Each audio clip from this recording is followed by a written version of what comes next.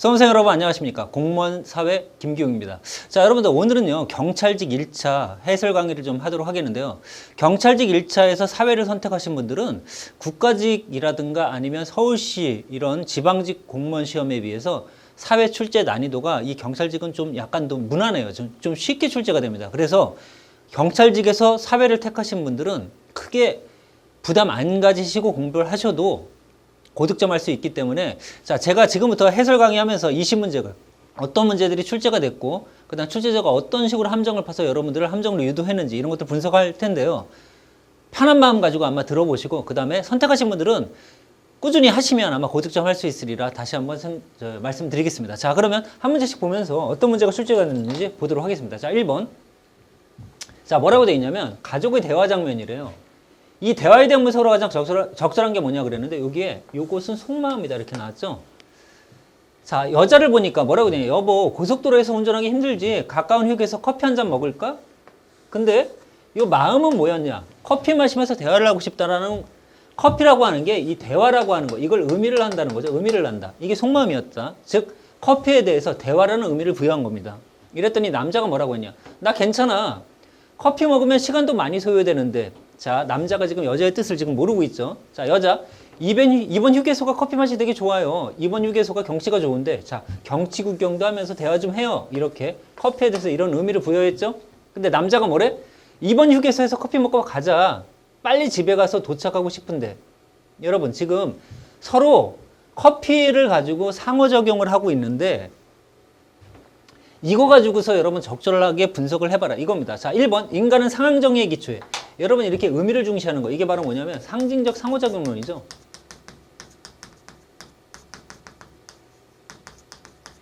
여러분 상징적 상호작용론은 사회현상을 상징행위에 의해서 주관적 의미가 담긴 현상을 사회현상이라고 분석을 해요. 그래서 여러분 의미를 되게 중시하죠. 자, 그래서 이렇게 상징행위, 의미를 부여하는 거, 이게 바로 뭐냐면 주관적인 상황정의라고 이렇게 부릅니다. 이 주관적인 상황정의가 중요하지 뭐보다, 여러분 객관적인 사회조건보다, 요거보다 이게 아니라 상황정의가 중요하다. 자, 2번 인간은 자율성을 지닌 능동적인 존재이죠.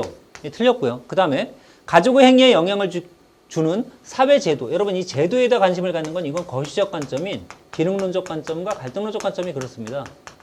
자, 그 다음에 가족은 갈등과 불평등을 재생산한다. 이것도 여러분 갈등론적 관점의 얘기입니다. 따라서 정답이 되는 건 1번밖에 안 돼요. 자, 다시 얘기합니다. 이거는 상징적 상호작용론에서 출제가 된 거고, 그리고 의미를 중시하는 겁니다. 그리고 객관적인 사회조건이 아니라 뭐야? 주관적인 상황정의를 중요시해요.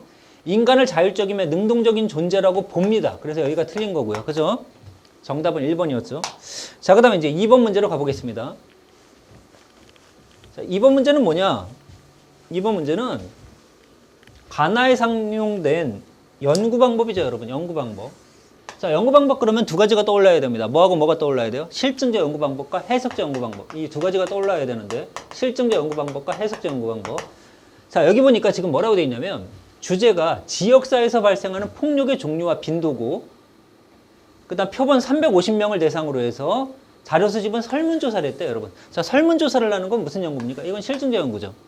실증제 연구에서 주로 쓰이는 자료 수집 방법이 설문지 아니면 실험이니까. 자, 근데 나는 뭐냐? 지역사회에서 발생하는 폭력의 의미를 분석하려고 하면서 여기 뭐라고 돼 있냐면 같이 생활하며 행동을 관찰했다. 이건 여러분 참여관찰법이죠. 참여관찰법. 자, 참여관찰법을 주로 사용하는 자료수집 방법의 탐구 방법은 바로 뭐냐면 이건 해석적 연구예요. 그러니까 가는 실증적 연구, 나는 해석적 연구. 자, 1번 가는 귀납을 통해. 여러분 귀납이란 말이 딱 나오는 순간 이거는 해석적 연구가 중요시 여기는 거야. 해석적 연구에서 중요시 여기는 게 귀납적 과정. 자, 따라서 귀납, 통찰적 이런 말 나오면, 해석 나오면 여러분 이거는 해석적 연구예요. 그러니까 가하고 나중에 나가 돼야죠. 2번 가는 연구자와 대상자 간의 정서적 교감. 여러분 정서적 교감을 가장 필요로 하는 게 면접할 때야. 또는 여러분 참여관찰법입니다. 따라서 가가 아니라 이것도 뭡니까? 나죠, 나. 그 다음 3번 나는 해석적 연구. 사회문화 현상을 심층. 여러분 심층, 이해 이런 말 나오면 이건 전부 다 해석적 연구죠. 실증적 연구는 설명이죠, 설명. 법칙 발견, 설명 나오면 이건 실증적 연구. 따라서 여러분 정답은 3번이고요. 나는 사회현상이 자연현상과 본질적으로 동일하다. 여러분 동일하다고 보는 게 어디예요? 그게 실증적 연구. 자연과 사회가 동일하다예요. 여기가. 자연과 사회가 동일하니까 여러분 동일한 방법을 사용해도 되죠. 그래서 이론론이라 부르는 거고, 해석적 연구는 자연과 사회가 동일하다야 다르다야. 여기가 서로 다르다야 여러분. 따라서 다른 방법을 써야 돼. 그래서 이론론, 이혼론. 이혼론적 연구 방법이 되면 질적 연구 방법이 되는 겁니다. 자, 따라서 여러분 동일하다고 가정하는 건 나가 아니라 가입니다. 가. 정답은 몇 번이다? 3번입니다. 3번. 됐죠? 자, 이번에 세 번째 문제로 가죠.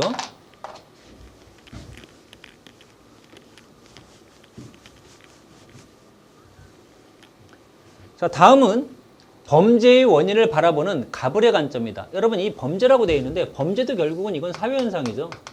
사회현상을 보는 거야. 그러니까. 자, 사회현상을 바라보는 관점 중에 가장 적절한 게 뭐냐. 자, 현대 범죄가 날로 증가하는 이유는 친구뿐만 아니라 SNS나 대중매체를 통해 사람들이 범죄를 더 쉽게 접할 수 있게 되고, 이 과정에서 범죄를 뭐야? 배운다 이렇게 돼 있어. 배우니까 이거 뭡니까? 이거 차별적 교제 이론. 여러분 차별적 교제 이론은 이건 거시의 미시예요. 미시적 관점에 들어가죠. 그치? 자, 그 다음에 한 번 범죄를 저질러 전과자가 되는 경우 재범률이 높아지는 사실이 밝혀졌다. 처음의 범죄는 여기 보세요. 처음의 범죄는 충동적으로 일어날 수 있지만 여러분 여기서 말하는 처음 범죄가 바로 뭐냐면 이게 1차 일탈이에요. 1차 일탈. 있지만 일단 범죄로 인해 얘가 전과자가 돼버리면 가정이나 지역사회에서 범죄자로 인식을 하게 되고, 이것은 한 번 전과자가 된 사람들의 자아가 부정적으로 형성이 되어 재범죄로, 여러분 여기서 말하는 재범죄가 이게 2차 일탈이에요. 2차 일탈. 자, 이게 바로 무슨 이론이야? 이거 낙인 이론이에요. 낙인 이론. 자, 낙인 이론은 한 번 전과를 범한 사람이 사람들의 부정적인 인식 때문에 자아를 부정적으로 자기가 만든 다음에 그 다음에 더 범죄를 일으키게 된다는 거야. 그래서 여러분 이 낙인 이론은 이 재범죄 있죠. 2차 일탈. 이거를 설명을 잘해요. 사회 구성원들이 이 사람을 전과자로 낙인을 찍으면 자기가 이제는 안 내야 되겠다 이렇게 하는 게 아니라 나 전과자니까 난 어쩔 수 없네. 계속 범죄해야지. 이렇게 부정적으로 자아를 만든 다음에 일탈을 더 범한다는 거야. 그래서 낙인 이론은 2차 일탈을 설명을 잘하고, 여기 써 있는 것처럼 1차 일탈은 충동적으로 일어날 수 있다 이렇게 돼 있기 때문에 1차 일탈을 설명을 잘 못해요. 그러니까 이상하잖아 좀. 충동적으로 1차 일탈이 일어난다. 근데 2차 일탈은 어떻대? 찍히니까 더하더라. 여러분 찍히니까 더한다. 이거는 설명이 되게 괜찮은데 여기 충동적으로 우연한 게 자기가 일탈을 범한다. 이게 1차이다. 여러분 이 1차 일탈은 설명을 잘 못하는 거. 이게 바로 낙인 이론의 특징입니다. 자, 그래서 여기가 낙인 이론, 그 다음에 여기가 차별적 교제 이론. 이걸 출제했네요. 자, 가장 적절한 걸 찾으래요. 1번 갑은 차별적 교제 이론은 범죄보다, 자 밑줄 보세요 여러분, 이렇게 그에 대한 사회적인 평가가 문제다 이렇게 나오면 여러분 이건 낙인 이론에 대해서 나오는 단어예요. 자, 다시 그에 대한 사회적인 평가가 문제란 말 나오면 여러분 이거는 바로 어디다? 이건 낙인 이론. 그 다음에 2번 갑은 자신의 목표와 이를 달성하기 위한 수단의 불일치. 여러분 이렇게 목표와 수단 나오면 이건 어디입니까? 이건 머튼의 아노미죠. 머튼의 아노미. 이 머튼의 아노미론은 여러분 이건 거시적 관점이면서 특히 기능론적 관점 안에 들어가죠. 그치? 거시 중에서도 기능론. 여기 관련이 없고요. 3번 을은 범죄는 자신의 행위에 대한 타인의, 자 여러분 여기에 써있죠? 부정적인 시각. 이 부정적인 시각이 뭡니까? 요거죠. 가정이나 지역사회에서 범죄자로 인식된다는 거. 이거 부정적인 시각이지. 이것을 내재화. 자, 내재화를 어떻게 한다? 부정적으로 한다. 그치? 부정적인 시각을 사람들이 받잖아. 즉 누가? 일탈자가 받잖아요. 받은 다음에 자기가 긍정이 된다, 부정이 된다. 부정적인 자아를 만든다는 거. 그 얘기예요. 자, 정답은 그래서 3번이고. 자, 을은 범죄에 대한 대책으로 기회균등을 위한 제도적인 보완. 여러분 이건 무슨 얘기냐면 기회균등을 위한 제도적인 보완. 제도를 보완하자고 돼 있죠. 그럼 이 얘기는 제도를 바꾸자야 놔두자야. 놔두고서 보완을 하자라고 해 있기 때문에 무슨 논적 관점의 해결책이다. 이건 기능론적 관점의 해결책이 되는 거예요. 제도를 다루니까 여러분 거시잖아요. 그중에 갈등론적 관점은 제도를 바꾸자겠지. 근데 여기는 제도를 보완하자고 했으니까 제도를 놔둔 다음에 기능론적 관점의 해결책입니다. 정답은 그래서 3번밖에 안 돼요. 을은 낙인 이론이기 때문에 낙인 이론의 해결책은 뭐가 있냐면 여러분 일탈에 대한 낙인을 이렇게 범죄로 인식하는 거 있죠. 이걸 좀 신중하게 해라. 또한 얘가 이렇게 부정적인 자아를 만들어 가잖아요, 여러분. 자, 따라서 일탈에 대한 낙인을 신중하게 찍거나 또는 이런 낯선 행동을 하는 사람을 긍정적인 행동을 하도록 이렇게 유도해 주는 거. 이런 것들이 해결책이 되는 겁니다. 정답은 그래서 3번이에요. 자, 이번엔 4번으로 갑니다. 4번.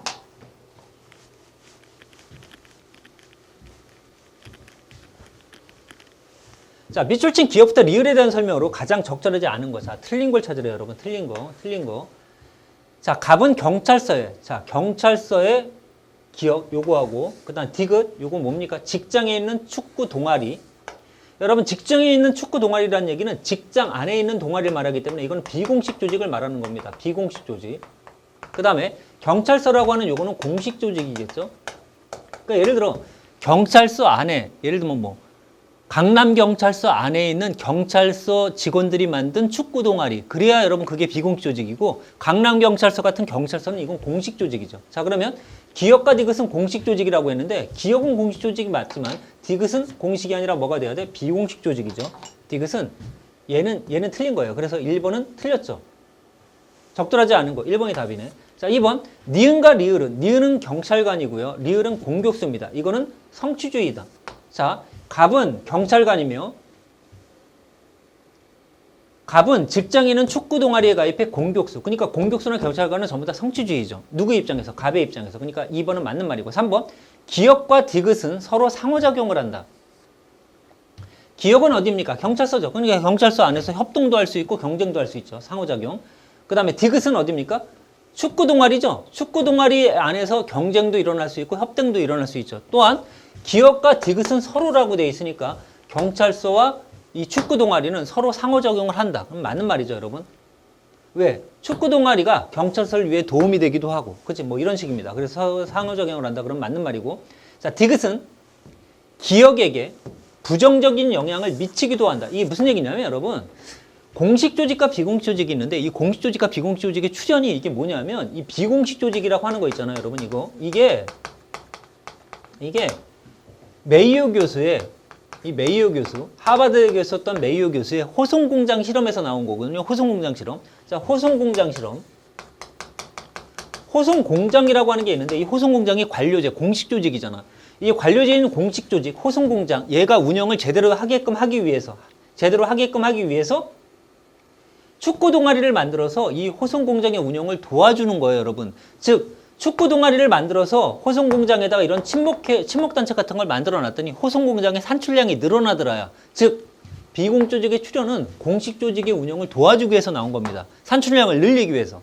따라서 원칙적으로 비공식 조직의 출현은 공식 조직을 위해서 나온 거지만, 이 비공식 조직이 너무 활성화가 되다 보면 오히려 공식 조직인 관료제, 이런 운영을 저해할 수도 있다는 거지. 즉, 공식 조직인 이 호송공장 같은 거나 이런 경찰서, 얘네들은 어떤 합리적인 절차에 따라, 합리적인 수단에 따라, 연공 서열에 따라 모든 것들이 운영이 돼야 되는데, 축구 동아리에 있는 사람들이 자기하고 친한 사람들을 위주로 해서 이렇게 직원들을 밀어주거나, 또는 자기랑 같은 동아리가 아닌 사람들에 대해서 약간 부정적인 어떤 처우를 하게 되면 오히려 이 경찰서 운영을 저해시킬 수도 있다는 얘기야. 그 얘기를 여기다 쓴 겁니다. 그래서 정답은 여러분 1번만이 틀렸고요. 2, 3, 4는 전부 다 맞는 말입니다. 됐죠? 자, 그 다음 5번으로 갑니다. 5번. 자, 다음은 교육의 기능에 대한, 여러분 이렇게 교육의 기능이라고 되어 있어. 이 교육도 결국은 사회현상이잖아. 그러니까 사회현상을 바라보는 관점이에요. 똑같아요. 거시, 미시, 기능 갈등 이렇게 나오겠지. 자, 가장 적절하게 분석한 게 뭐냐. 자, 영어 실력이 우수한 근로자들은 그렇지 않은 경우보다 높은 연봉을 받는 것으로 조사되었는데, 한국개발연구원은 토익 점수가 1점 상승할 때마다 연봉이 16,000원 오르는 것으로 조사되었다고 밝혔다. 또한 영어 능력을 갖춘 조사 대상은 영어가 필요한 직군이건 아니건 상대적으로 높은 연봉을 받는 것으로 조사가 되었대요. 즉, 영어 실력이 우수한 애들이 연봉이 높다는 거야. 자, 각 영어 시험으로 증명된 개인의 능력과 실력 차이가 직장에서 연봉 차이로 나타난다. 이거는 능력이 좋은 애들이 연봉 분배를 많이 받는다. 따라서 갑은 여러분 뭐야? 기능적 관점이죠. 근데 을은 뭐라고 돼 있냐? 어렸을 때부터 영어를 접할 수 있는 가정 환경 때문에 성적과 높은 연봉을 받는 직장 선택에 영향을 줬다. 즉, 이 얘기는 뭐냐? 가정 환경이 연봉에 영향을 준다는 얘기예요. 이건 뭐야? 갈등론적 관점이죠. 자, 갑은 개인이 열심히 해서 영어 실력이 좋은 거니까 연봉을 많이 받는 게 당연해. 이런 식의 입장이고, 을은 뭐냐면 능력이 좋아서, 개인의 능력이 좋아서 얘가 영어 실력이 좋고 연봉을 높게 받는 게 아니라, 잘 사는 사람들은 주위 환경 자체가 영어를 많이 쓰는 애들이랑 접할 수 있게끔 되어 있기 때문에 얘는 성적이 더 좋고 그래서 높은 연봉을 받게 되는 거다. 이렇게 나가는 거예요. 따라서 여기는 능력이다. 아니다. 여기는 배경이다. 이렇게 보는 관점이죠. 자, 그럼 뭐라고 되어 있냐? 갑은 기능론적 관점. 교육이 사회이동을 가능하게 해서 불평등을 완화하게 하는 기능을 수행한다. 따라서 여러분 교육을 가만 놔두면 된다. 교육이 제 기능을 잘하고 있다. 이렇게 보는 거죠. 따라서 기억은 맞는 말이야. 기능론. 자, 을은 갈등론. 교육이 기득권층의 논리와 가치를 수용해 불평등을 강화하는 기능을 수행한다. 따라서 여러분 이 교육이란 건 누굴 위해 존재해? 지배자를 위해. 놔둬야 돼, 바꿔야 돼? 바꾸자 이거예요. 따라서 기억력은 맞죠. 자, 디귿. 갑의 주장은 기능론. 교육에 대한 접근기의 평등을 넘어 결과까지 평등하자. 여러분 이게 접근기의 평등을 주장하는 거 이게 기능론이에요. 근데 결과까지 평등해야 된다는 거 이거는 갈등론적 사고예요. 자, 이게 무슨 말이냐면 여러분 자 보세요. 접근기의 균등. 자, 이 접근기회를 균등하게끔 해주자는 얘기는 쉽게 말하면 이거는 진학률이라든가 취학률 이런 걸 올려주자는 얘기야. 그럼 여러분 진학이나 취학이라는 게 뭐냐면 이 취학률이란 게 취학 대상 아동수 분의 취학생 수 곱하기 100이거든요. 이게 취학률이에요. 그럼 진학률이라고 하는 건 이건 뭐냐면 여러분 졸업생 수 분의 상급 학교 진학생 수 곱하기 100이거든요. 지금 무슨 얘기냐? 애가 초등학교를 들어갈 나이가 된 애들 있잖아. 뭐 만 7세, 만 8세가 됐겠죠. 얘네들이 진짜로 초등학생이 된 거 있잖아. 이거의 퍼센테이지를 올려줘라. 이게 접근기의 균등이다. 이거예요. 또 졸업을 하는 애들분의 상급 학교로 진학하는 애들. 즉 무슨 얘기냐면 초등학교 졸업한 애들분의 중학교 간에, 중학교 졸업한 애분의 고등학교 간에, 고등학교 졸업한 애분의 대학교로 간 애들 이 퍼센테이지를 올려줘라. 그러면 접근기가 균등해진다. 그럼 얘네가 이제 학교를 갔을 거 아니에요, 여러분. 학교를 가면 이 안에서 어떤 애는 1등급을 맞고 어떤 애들은 여러분 9등급을 맞는다는 거야. 그럼 이건 누구 차이냐? 이건 개인의 능력 차이라는 거야. 이게 기능론적 관점의 얘기입니다. 근데 갈등론적 관점은 뭐냐? 학교를 보내준 걸 떠나서 이걸 넘어서 이 성적 차이도 이것도 줄여주라는 얘기야. 이 성적 차이가 있으면 안 된다는 거지. 왜냐? 어떤 애가 1등급을 맞고 어떤 애가 9등급을 맞는 거는 이거는 개인의 능력 차이가 아니라 돈이 많은 사람은 사교육이라든가 인터넷 강의 이런 것들 많이 들어서 성적이 올라가고 돈이 없는 애들은 성적이 이런 걸 못하기 때문에 떨어진다는 거야. 그러니까 1등급과 9등급 공부를 잘하고 못하고는 개인의 능력이 아니라 부모가 가지고 있는 배경 때문이다. 부모가 가지고 있는 돈 때문이다. 이렇게 설명을 하는 거예요. 이게 갈등론적 관점이야. 따라서 접근기의 평등을 넘어서 결과까지 균등해지자가 갈등론적 관점의 시각입니다. 따라서 갑의 주장이 아니라 이건 을의 주장이 돼야 되고요. 자, 을의 주장은 성별, 인종, 지역, 가정환경 등과 상관없이 동등하게 교육을 받을 수 있는 기회평등. 여러분 기회평등은 아까 어디라고요? 갑. 기능론적 관점이죠. 따라서 갑을이 받겠습니다. 디귿리을이. 정답은 그래서 몇 번? 1번밖에 안 되는 거죠. 1번. 됐죠? 자, 그 다음에 6번으로 갑니다. 6번.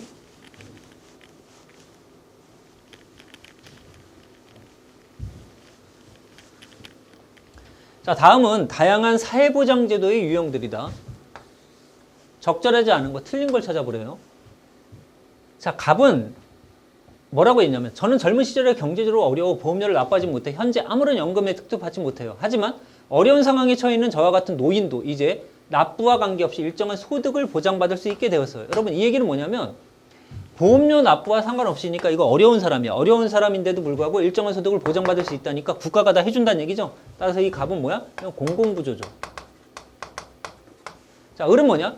건강보험공단으로부터 건강검진 통지서를 받았어요. 2년마다 한 번씩 건강검진을 받으며 건강을 관리하고 있는데 기초적인 암보험사까지 모두 무료예요. 몇 년 전에 부모님이 암수술을 했을 때 국가에서 보험금을 지급해 주어. 여러분 이건 건강보험이죠. 이거는 사회보험이죠. 사회보험. 자, 병. 제 꿈은 자동차 정비사가 되는 건데 정비기술을 배우려면 학원을 다녀야 되는데 어려워 다니지 못하고 있었어요. 그런데 시에서 운영하는 직업학교가 있어서 이것에서 무료로 기술을 배우고 있습니다. 여러분 이건 사회서비스예요. 사회서비스. 자, 다양한 사회보장제도의 유형이다. 자, 1번. 갑의 비용은 국가와 지방자치단체가 부담한다. 전액을 국가가 부담한다. 맞는 말이죠. 2번. 을의 비용은 이거 사회보험. 수혜 정도에 따라. 여러분 수혜 정도가 아니죠. 비용을 부담하는데 이 비용 부담은 뭐냐면 소득이나 능력에 따라 부담하는 거예요. 즉 무슨 얘기냐? 건강보험은 여러분 소득이나 재산이 많은 사람이 많이 내요. 그럼 이 사람이 보험료를 많이 냈다고 해서 병원을 많이 가느냐? 그게 아니야. 수혜 정도랑 상관이 없어요. 수혜가 뭔데? 혜택을 받는 거. 이거하고 상관없이 자기의 소득이나 재산, 즉 능력에 따라 낸다는 거지. 능력에 따라. 그래서 2번이 틀린 말이고요. 3번 병의 서비스는 민간기관에 의해서도 제공된다. 여러분 이런 걸 사회 서비스라 부르는데 이 두 가지가 경제적 보장이라면 얘는 비경제적 보장이거든요. 자, 이 사회 서비스는 공공부조나 사회보험과 차이점이 얘네 둘은 여러분 이 공공부조나 사회보험은 정부가 하는 거야, 정부가. 근데 이 사회 서비스는 비용 부담을 수혜자가 할 수도 있고 국가가 할 수도 있고 그 다음에 어떤 시민단체 같은 데서도 할 수 있단 말이야. 그래서 여러분 여기 써 있는 것처럼 민간기관에 의해서도 제공이 된다 그러면 이 말이 맞는 거예요. 갑이나 을은 민간기관에 의해서 제공된다 그러면 틀려요, 여러분. 그런데 이 병은 맞습니다. 그래서 3번 선지도 맞는 선지고 갑을에 대해서는 금전적 지원을 원칙으로 한다. 그렇죠. 얘네들이 금전, 경제적 보장이고 얘가 비경제적 보장이야. 따라서 여러분 틀린 거는 2번이 틀렸습니다. 2번. 자, 7번으로 가죠.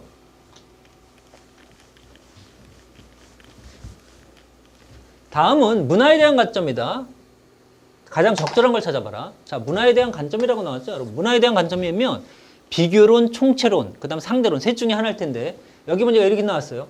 우리는 자신의 윤리, 도덕, 가치 등을 인간 모두가 공유하는 보편적인 것이라고 믿는데 그렇기 때문에 그에 따라 사고와 행동하는 것을 당연하게 생각하며 다른 사람들도 우리 방식대로 세상을 바라보며 살아있다고 확신하며 심지어 다른 사람에게 우리처럼 행동할 걸 요구하기도 한다. 하지만 문화의 내용은 누구나 공유하는 보편적인 것이 아니며 보편적이기도 하고 특수하기도 하라 그러면 그게 비교론적 관점일 텐데 보편적인 것이 아니래. 그리고 각각의 인간 집단이 처해 있는 특수한 상황이나 환경, 주변의 다른 집단과 교류하면서 오랜 기간에 걸쳐 축적된 결과물이기 때문에 자 뭐라고 돼 있어? 나름대로 가치를 지니고 있다. 보편적인 게 아니며 나름대로 가치가 있다. 따라서 특수한 역사적 경험을 그 맥락에서 이해하라. 여러분 이건 뭐야? 상대론적 사고죠. 그럼 여기 서 있는 것처럼 객관적으로 이해할 수 있다. 여러분 이거는 뭐냐면 비교론의 사고. 보편적 가치보다 문화의 특성을 존중하라. 여러분 여기 보세요. 보편적, 인류의 보편적인 가치, 예를 들면 인간의 존엄이야. 이런 것보다 특수성을 존중하라는 얘기는 이거는 극단적 문화상대주의를 말해요. 여러분 이거는 지금 상대론적 사고야. 근데 극단적 문화상대주의는 이거는 바람직한 태도가 아닙니다. 그래서 이 니은은 여기에 정답이 되기가 어려워요. 즉 인류의 보편적인 가치보다는 문화의 특성을 존중한다. 그러면 이건 틀린 말이고요. 그 다음에 디귿 국가 간 문화적 마찰을 감소시킨다. 여러분 상대론적 사고니까 맞죠. 그래서 니은은 자 여기 보면 기억은 틀린 말이고 니은 인류의 보편적 가치보다 문화의 특성을 존중한다. 이것도 틀린 말이고 디귿은 맞는 말이죠. 문화적 다양성이 보존되는 일을 한다. 이 리을 맞는 말이죠. 문화의 양적 발전보다는 질적 발전을 강조한다라고 했는데 여러분 이게 상대론적 사고인데 그게 양적 발전인지 질적 발전인지 둘 중에 어딜 더 강조하는지 이거는 말하기가 좀 어려워요. 애매모호해요. 그래서 정답은 이겁니다. 디귿하고 리을. 알겠죠? 디귿 리을. 7번은 정답이 4번이고요. 여기 지금 1번에 기억 니은 노란색으로 되어 있는데 아닙니다. 4번이 답이죠. 4번. 자, 그 다음에 8번입니다. 여기부터는 이제 법과 정치 문제죠. 우리나라 정부는 대통령제를 채택하며 의원내각제적인 요소를 도입한 정부 형태상의 특징을 갖고 있는데 다음 중 우리나라에서 도입한 의원내각제 요소를 골라봐라. 여러분 이건 외우셔야 돼요. 어느 게 의원내각제인지. 기억, 의원내각제 요소입니다. 대통령의 법률안 거부권은 이거는 대통령제의 대표적인 예야. 대통령제의 대표적인 수단이고요. 국회의원이 국무위원을 겸직할 수 있다. 여러분 이것도 뭐야? 의원내각제 요소죠. 자, 여러분 대통령제 국가에서는 법률안을 제출을 누가 해야 되느냐면 입법부가 해야 돼. 입법부가. 근데 여러분 여기 보니까 행정부의 법률안 제출권. 이게 우리나라에 있거든요. 따라서 기억과 디귿과 리을. 4번이 여러분 의원내각제 요소입니다. 의원내각제 요소. 됐죠? 우리나라의 의원내각제 요소 기억과 디귿과 리을. 이거 이외에도 뭐 국무회의라든가 또는 뭐 부서제도라든가 이런 것들이 전부 다 의원내각제 요소에 속합니다. 자, 그 다음 9번입니다. 다음은 직접민주주의와 간접민주주의를 비교하는 그래프인데 이 중에 니은에 들어갈 기준. 자, 여러분 A가 직접민주래. 이게 직접민주. 그 다음에 B가 이게 간접민주래요. 자, 여기가 기억이죠. 여기 니은이고요. 자, 근데 지금 니은에 들어갈 기준을 찾으래. 니은. 여기에 들어갈 기준. 그럼 간접민주에서는 높아야 돼. 그리고 직접민주에서는 낮아야 되는 거죠. 그러니까 간접민주에서 높은 게 뭐냐? 첫째, 중우정치. 여러분 이 중우정치는 이 중이 군중이란 얘기고요. 우가 우둔하다는 거야. 우둔하다. 즉 우둔한 군중. 무슨 얘기냐? 어떤 실력 있는 언변자가 나와서 군중들을 자기 마음대로 이렇게 휘저을 수 있다는 거야. 이게 이제 중후정치거든요. 중후정치. 그럼 중후정치가 될 수 있는 거는 그리스 아테네 같은 데서도 여러분 중후정치가 나타날 수 있고요. 간접민주정치는 여러분 우리가 대표를 뽑는 거잖아. 그러니까 중후정치라고 하는 건 직접민주정치나 간접민주정치에 다 나타날 가능성이 있어요. 그래서 어디가 더 높다라고 말하기 애매모호하고요. 그 다음 직접민주정치를 하게 되면 우리들이 직접 나가서 모든 결정을 다 해야 되기 때문에 정책 결정의 효율성이 떨어져요. 여러분 떨어져. 그런데 간접민주정치는 우리가 뽑은 대표자들끼리 모여서 하기 때문에 효율성이 높습니다. 그래서 B의 즉 니은의 간접민주정치가 높게 나타나는 게 바로 뭐냐? 이게 답이죠. 정책 결정 과정의 효율성. 그러면 이거는요. 정치적 관심이라고 하는 건 여러분 이 관심은 직접민주정치에서 높아요. 그러니까 이쪽에 들어가야 돼. 기억에. 간접민주정치에서는 우리가 직접 하는 게 아니라 대표자가 하기 때문에 관심이 좀 떨어지게 되죠. 자치권리의 충실성도 어디에 높을까? 직접민주정치가 높죠. 그러니까 3번이나 4번은 기억이랑 관련된 내용이고 1번은 둘 다 가능성이 있고 정확하게 정답을 찾아라. 가장 적합한 걸 찾아라. 그러면 2번이 답입니다. 효율성. 아는 애들이 나가서 하기 때문에 즉 우리나라로 따지게 되면 국회의원이 하니까 300명이 모여서 하기 때문에 우리 전체 국민 5천만이 모이는 것보다 훨씬 더 어떻다? 효율적이다. 이 얘기죠. 정답은 2번. 자, 10번으로 갑니다. 10번. 다음은 우리나라 예산 과정을 표시한 거다. 국회가 중요한 역할을 수행하는 단계가 뭐냐? 여러분 여기 보세요. 예산이라고 하는 게 있습니다. 예산. 이 예산을 편성을 하잖아요. 여러분. 이 예산안이 편성이 되잖아요. 편성이 되면 이걸 어디로 보내주냐면 이걸 국회로 보내줘요. 그래서 국회가 심의하고 확정을 합니다. 그럼 이 예산이라고 하는 건 이건 누가 짜는 거냐? 이거는 정부가 짜는 거죠. 왜냐하면 정부가 이걸 짠 다음에 세금을 받아서 그거 가지고 여러분 어떻게 국가를 1년 동안 운영을 해야 되기 때문에 예산안을 짜는 게 정부라면 예산안을 짜게 되면 이거 가지고 여러분 어떡합니까? 세입 세출에 관련된 이 예산안을 가지고서 세금을 받고 이거 가지고 여러분 지출을 하고 이런 것들 다 해야 되기 때문에 정부가 예산안을 편성해서 국회로 보내면 이걸 국회가 심의하고 확정해 줘야 돼. 왜냐?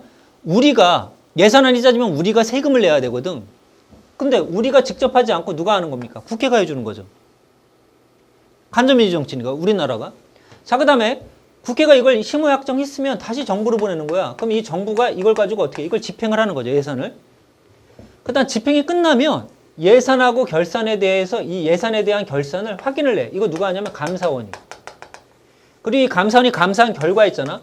이 결산에 대해서 심사를 하는 거. 이게 바로 어디냐면 국회입니다. 국회. 그러니까 국회가 중요한 역할을 하는 데는 니은하고 어디예요? 미음이죠. 정답 몇 번? 2번이 답입니다. 2번. 예산안 편성은 정부가, 예산안 집행도 정부가, 예산 결산에 대해서 확인하는 거 감사원에서. 알겠죠? 자, 이렇게 10문제가 끝났고 여러분 우리 칠판 정리 좀 한 다음에 또 11번부터 보도록 하겠습니다. 자, 여러분들 이번에는 11번입니다. 자, 다음 목적을 갖는 조직은 어떤 조직이냐? 여러분 이렇게 조직이라고 되어 있죠? 이게 어떤 조직인지 보라는 건데 자, 우리 조직은 여기 뭐라고 되어 있습니까? 노동자의 권리 향상과 삶의 질을 개선하기 위해. 그러면 여러분 이건 뭐냐면 노동조합이죠. 그럼 노동조합이라고 하는 얘는 뭐냐면 이건 자발적 결사체입니다.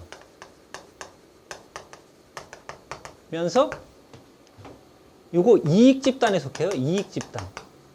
자, 여러분 이거는 지금 어떤 걸 분석하는 문제냐면 이게 이익집단이냐 정당이냐 시민단체냐 이걸 구별하는 문제인데 노동조합은 자발적 결사체면서 이익집단이기 때문에 누구냐? 노동자의 이득을 위해서 활동을 합니다. 그래서 정답은 몇 번이 되는 거냐? 1번이 답이거든요. 그럼 정당하고 차이점이 뭐냐? 이익집단은 여러분 자기들의 이익에만 관련이 있지만 정당은 전체 문제, 사회 전체 문제에 대해서 사회적 쟁점에 대해서 다 관심이 있고요. 자, 공익단체는 여러분 공공의 이익을 목적으로 하는데 얘는 자기들의 이익을 목적으로 하죠. 이런 게 차이점이 되겠지. 자, 정답은 그래서 1번입니다. 1번. 자, 그 다음에 12번. 자, 다음 소년사건 처리로 가장 적절하지 않은 거 틀린 걸 찾으라고 되어 있죠. 자, 갑은 만 17세라고 되어 있고요. 을은 만 15세입니다. 갑이 을을 주먹으로 폭행을 했대요. 이 과정에서 을이 배부리를 맞고 쓰러져 119 구조대에 의해 인근병원으로 옮겨졌으나 상해는 입지 않았다. 하여튼 여러분 갑이 을에게 뭐야? 범죄 행위를 한 거죠. 폭행이든 폭행치상이든 상해든 범죄 행위를 했어요. 자, 이랬을 때 지금 범죄 행위를 한 사람이 지금 만 17세야, 여러분. 만 17세면 자, 범죄가 성립이 되려면 구성 요건에 해당이 돼야 돼요. 구성 요건에 해당. 그 다음에 위법해야 되죠. 그 다음 책임이 있어야 돼, 책임. 자, 이 세 가지 요건을 AND로 다 충족을 해야 되거든요, 여러분. 근데 지금 얘는 구성 요건에 해당되는 행위를 했고요. 그 다음에 위법합니다. 위법성 조각사에 들어가지 않잖아요.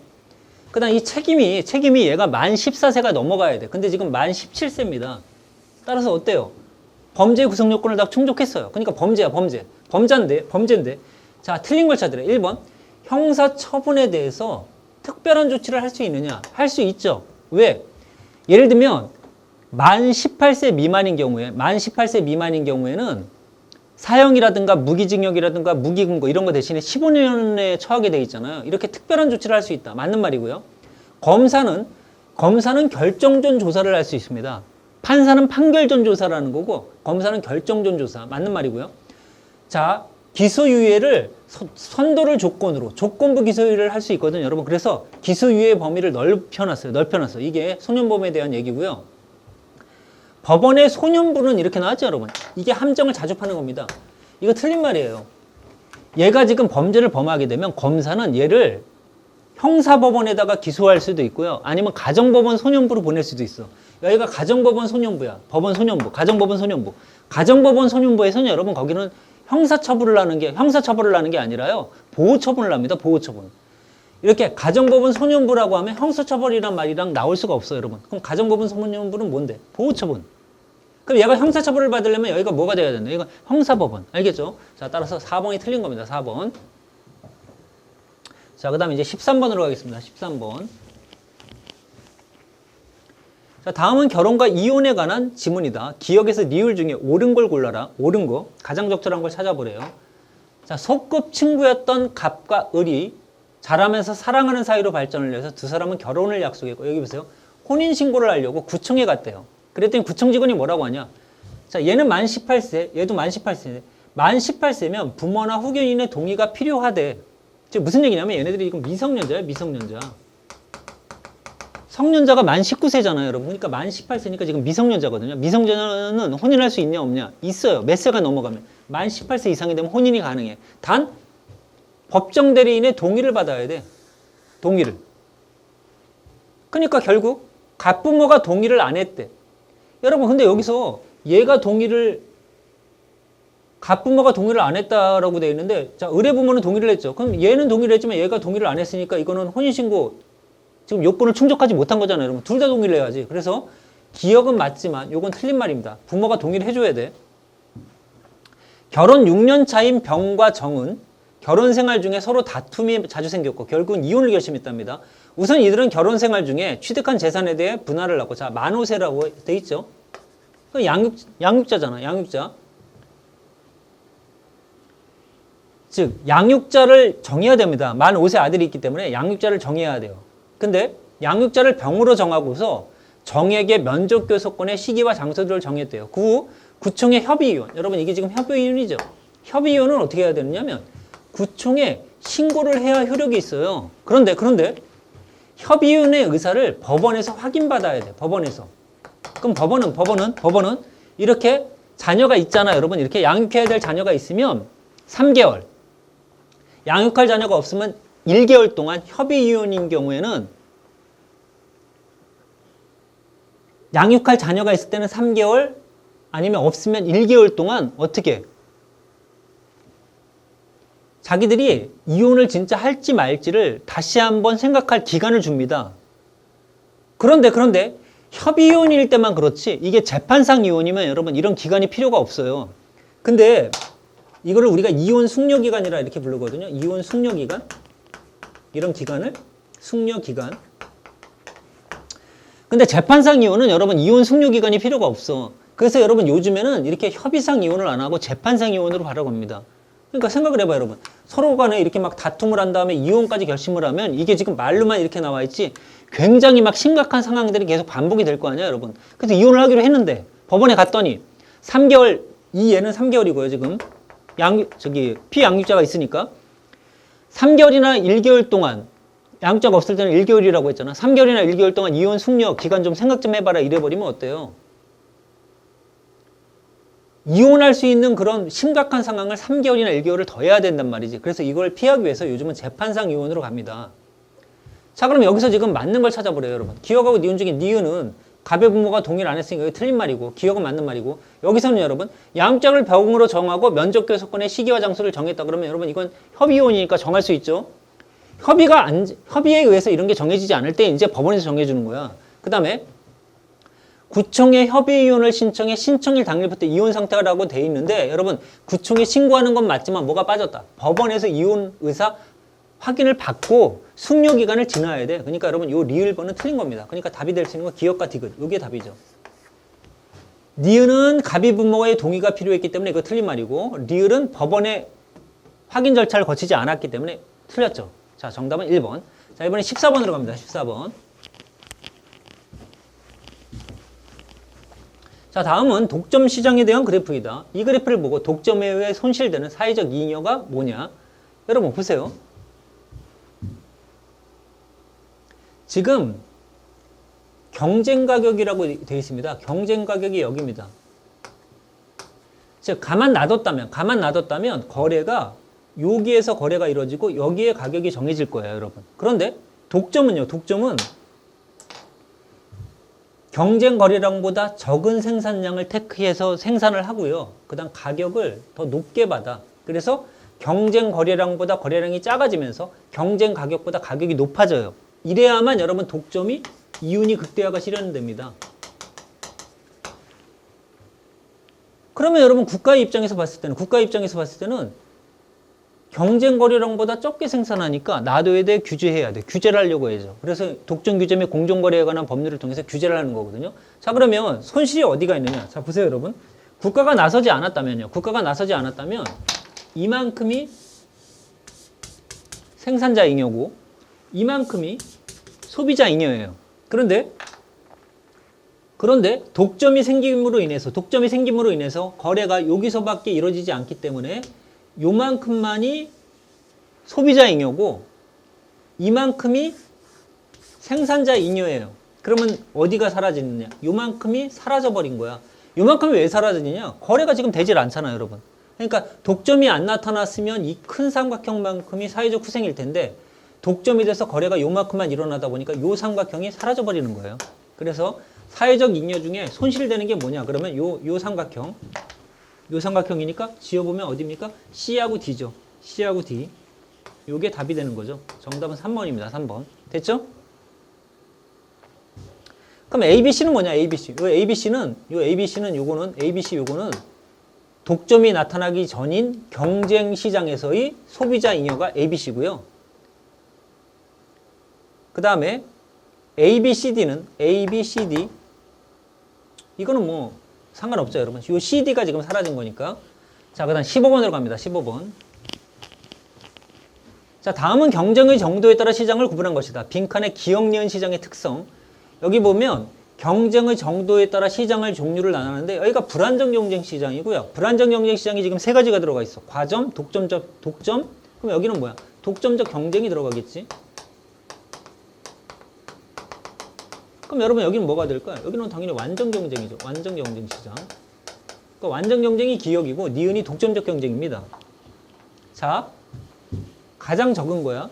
자, 기역 시장은 완전 경쟁 시장은 시장에서 결정된 가격으로 소비와 생산을 결정하는 시장이다. 여러분 그래서 완전 경쟁 시장을 우리가 뭐라 하면 가격의 수용자라 부릅니다. 가격의 수용자. 그럼 나머지 얘네들은 뭐가 되느냐? 얘네들은 가격 결정자죠. 가격 결정자. 그 중에서도 여러분 독점이 가격 결정력이 가장 센 겁니다. 맞는 말이고요. 2번 기역은 완전 경쟁 시장은 시장에 참여자가 많아 개별 경제 주체가 시장 가격에 영향을 미칠 수 없다. 그래서 가격의 수용자야. 1, 2번 같은 얘기고요. 자, 3번 니은은 독점적 경쟁은 시장의 진입 장벽이 높다 그랬는데 아닙니다. 낮습니다. 3번이 답이지. 시장에 진입 장벽이 있으면 여러분 이렇게 경쟁이란 말을 안 써요. 이 경쟁이 있으면 이거는 진입 탈퇴가 자유스러운 거예요, 여러분. 따라서 경쟁자가 없는 얘네 둘이 장벽이 강한 거죠. 자, 니은 시장은 이거 독점적 경쟁이죠. 다양한 차별화 전략으로 독점적인 지위를 가질 수 있다. 여러분 독점적 경쟁 시장의 가장 큰 특징이 뭐냐면 상품의 이질성이야. 상품의 이질성. 그러니까 예를 들면 독점적 경쟁의 가장 대표적인 것들이 뭐 떡볶이 시장 같은 거예요, 여러분. 떡볶이 시장 그러면 어때요? 떡볶이 집마다 맛이 다 다르잖아. 그렇죠? 그 상품의 이질성. 이게 가장 큰 특징이거든. 그래서 다양한 차별화 전략을 통해 독점적인 지위를 가질 수 있다. 맞는 말입니다. 그래서 정답은 3번이 틀렸어요. 자, 이제 16번으로 갑니다. 16번. 다음 조세 중에 세금을 부담하는 사람과 납부하는 사람이 일치하는 걸 찾아라. 여러분, 이 일치하는 세금을 우리가 뭐라 부르냐면 이거를 직접세. 그리고 이거의 반대가 뭡니까? 이게 간접세지. 그리고 직접세가 주로 이게 누진세죠. 그리고 간접세가 주로 이게 비례세죠. 이렇게 운영이 됩니다. 자, 직접세에 속하는 것들은 예를 들면 소득세, 그 다음 법인세, 상속세, 재산세, 취득세, 이런 것들이 여기 들어가고요. 그 다음 간접세에 속하는 것들은 예를 들면 부가가치세, 주세, 개별 소비세 같은 것들이 여기 들어갑니다. 그러면 여러분 여기 보세요. 지금 법인세라고 되어 있죠? 법인세. 법인세는 어디입니까? 여기 들어가잖아. 그렇죠? 그러니까 직접세죠. 그러니까 납부하는 사람이 일치한다. 이 납부하는 사람이 일치한다는 얘기는 요거는 바로 부담자와 납부자가 다시 담세자라고 하죠. 이걸 부담자를 담세자와 납세자가 일치하는 거예요. 즉 부담을 하는 사람이 납부를 하는 거죠. 근데 이쪽은 어떠냐? 이쪽은 담세자와 납세자가 불일치해요, 여러분. 즉 부담을 하는 사람이 따로 있고 납입을 하는 사람이 따로 있는 거예요. 됐죠? 자, 그래서 정답은 여러분 1번이 됩니다. 법인세. 자, 그다음 이제 17번으로 갑니다. 17번. 자, 현명한 경제성을 위해서는 합리적인 선택을 해야 된다. 합리적인 선택을 할 때 고려해야 하는 요소로 가장 관련이 적은 게 뭐냐? 여러분, 금전적 이익이든 비금전적 이익이든 간에 계산을 할 수 있으면 여러분 기회비용에다 들어가는 거고요. 다시요. 금전적 이익이든 비금전적 이익이든 전부 다 고려해야 되고요. 그 다음 기회비용을 합리적인 선택을 하려면 당연히 고려해야 되죠. 합리적인 선택을 하는 사람은 기회비용이 큰 걸 택해, 작은 걸 택해. 작은 걸 택해야지. 선택보다 작은 걸 택해야 돼. 그리고 포기한 것의 가치가 기회비용인데 그 포기한 것의 가치 중에 큰 걸 택합니다. 큰 걸. 그 다음에 이 기회비용은 뭐로 이루어졌냐면 암묵적 비용과 명시적 비용으로 이루어졌습니다. 따라서 여러분 기회비용, 암묵적 비용은 기회비용에 같이 들어가는 겁니다. 그래서 2번, 3번, 1번 다 맞는 말이고 매몰 비용은 여러분 이건 회수가 불가능한 비용이야. 이건 회수가 불가능한 거. 회수 불가능.